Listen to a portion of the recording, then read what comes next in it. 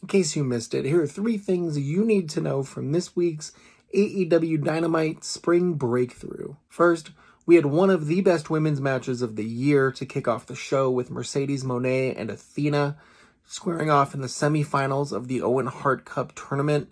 This was a match that had a lot of hype coming into it, and I think it more than lived up to it. I think both of them were at the absolute top of their game. They were clearly ready for the moment. The crowd was going insane for just about everything.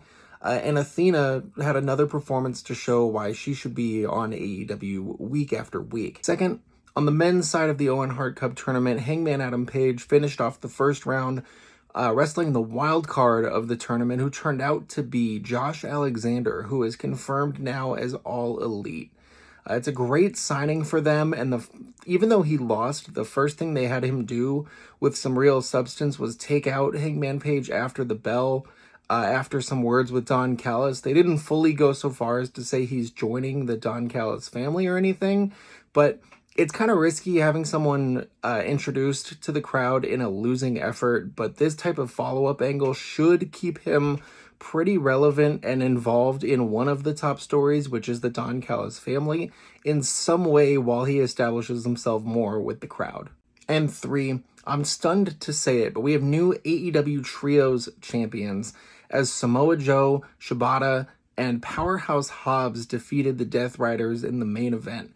Hook was taken out before the show by the Death Riders in a 3-on-1 attack, probably stemming from last week where he was injured and seemingly threw up in the ring. They said he didn't have a concussion, but I'm definitely with AEW on erring on the side of caution here. So it's unfortunate to not see him get to be a part of that moment, because after they won, there was a gigantic celebration in the middle of the ring with basically all of the baby faces coming out and popping champagne, because this was also the 289th Dynamite, which means it surpassed WCW as the longest running wrestling show in Turner broadcast history.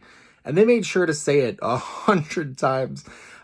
Clearly, they've been paying attention to all of the things Eric Bischoff has been saying for years, because they rubbed it in completely all night.